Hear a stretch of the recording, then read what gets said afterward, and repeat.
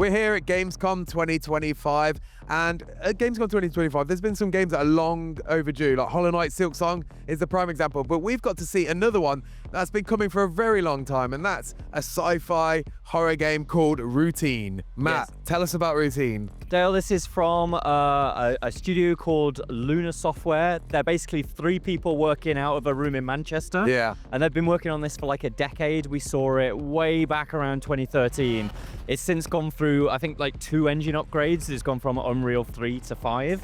And it is a first-person sci-fi kind of horror game, but it feels unlike any horror game I've played before. It's like real slow burn, kind of like eerie atmosphere, not kind of a jump scare game at all. No, I mean, the trailers make it look like it's perhaps more horror, and it might be like in the full game, it might have way more horror elements, but what we saw was way more of like a style piece. So this game is like full of 80s VHS aesthetic, really. That's what they're going for. Yeah, absolutely. I think Alien Isolation is going to be the thing that I think immediately comes to mind. It uses a lot of that kind of analog VHS, a lot of interfaces that have that old school retro sci-fi kind of appeal to it. Yeah. You can tell that the guy that's kind of the lead on the team is obsessed with like 1980s technology. He wants all of those kind of clicky buttons and sort of clanky interfaces. And you really see that by the fact that like the main tool that you use throughout this game is called the CAT, the Cosmonaut Assistance Tool. And it kind of looks like a gun. It's like a big sort of thing that you have in your hand, but it's got a camera module on it. It basically looks like you're carrying around a Walkman attached to an old 80s camera, attached to various other kind of things. It's weird in the way that like it might be a weapon / tool / hacking device, but it almost works. Do you get what I mean by it's almost like a flight sim in the way that every button on it you manually have to press, you have to manually slide things into it to use it as part of the environment.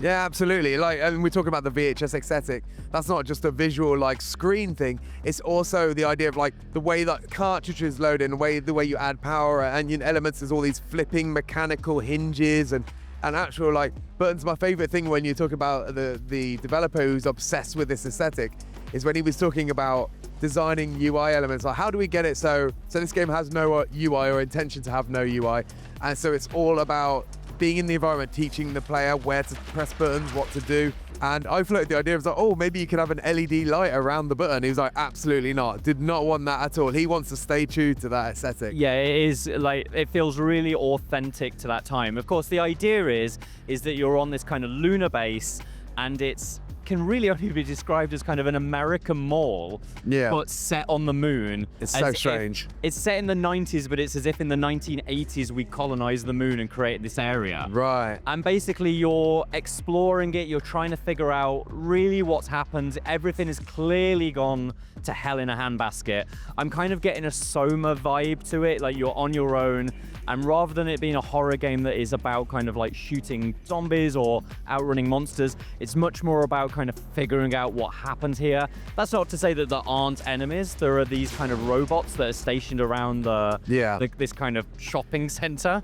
And you're trying to find your way through to find different items, essentially keys to unlock the next section of the map, while these robots are kind of on patrol. Now, when I say they're on patrol, most of the time they kind of sit around not doing a lot, but then triggers in the environment, so you'll pass in front of them, and then suddenly they start chasing you. Then it becomes a little bit closer to something like Alien Isolation, or maybe a bit like the Stalker enemies that we've spoken about that are in Resident Evil this year. Sure. I'd say the big difference there is though those Stalkers are you can often outrun, and when you've made space, you're free. But a Routine seems to have this really clever system that they described to us, which has a bunch of robots that are lined up that aren't active. However, it's almost like Ultron. It's like there's one consistent being active at any time, and if you move into the proximity of the next one will activate. So like just running away isn't going to solve your problem. You're just going to bump into the next one. Yeah, so for example, kind of like I was being chased by one of these robots, and the atmosphere that it does for that is really good. The sound design really makes it feel like it's on your tail. And then when I kind of outran it down a corridor and got into the next room, and in that room was another robot. And so the AI leaps out of the brain of the robot that was chasing me into the one that's now in front of me, and suddenly now I have to kind of work on my feet and get away. Of course, the C80 device is a weapon to some degree. All it does is overload them, temporarily disable them, and use a hell of a lot of battery in the process. So there's a lot of kind of like that management of your resources in a way, because it's all the battery power, but sort of management of the space and making sure you're using the station effectively. I think very much like indicates through the way that you can crouch and you can look under things, you can lean around areas.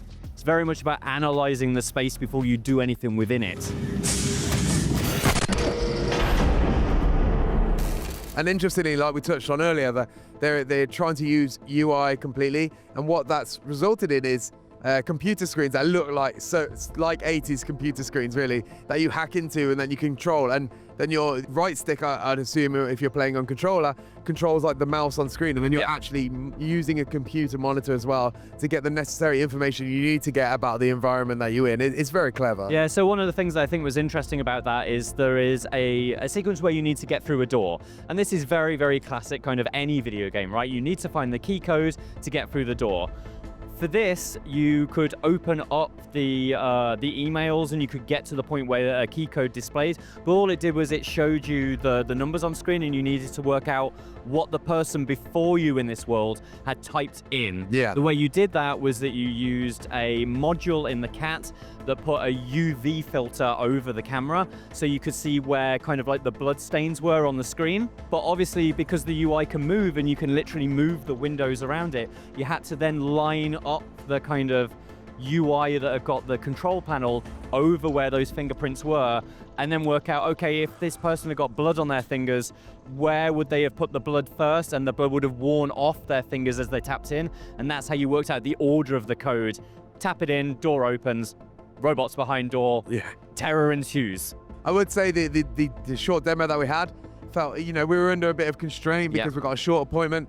But I really think this is the game that you're going to want to sink your teeth into. Like, you're really going to want to take your time and explore these environments. There's not hints, there's not waypoints. It's really about exploring the environment and working out where to go next, and really taking your time, which, in a world of the modern like Call of Duty games where everything's about going as fast as possible, it's quite refreshing. It's very hardcore in that way. It is a game designed for people to fully immerse themselves in. And I think you're right. Like, we only got to play for about 25 minutes, which I don't think was anywhere near long enough to even really get to grips with how the gun worked. When I say that you manually have to press every switch, you literally, to move it from one module to another, have to press a button to hold the gun in front of you, rotate it, push the button that you want, rotate the gun back, then stare down its kind of camera module or whatever.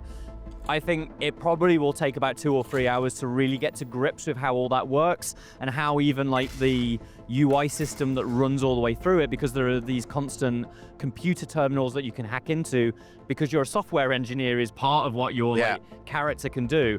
I think that is going to take a long time to understand, on top of the idea that the objectives simply do not explain themselves to you. Yeah. One thing we haven't really touched on, and probably the last thing we should mention, is I didn't get to actually hear the game.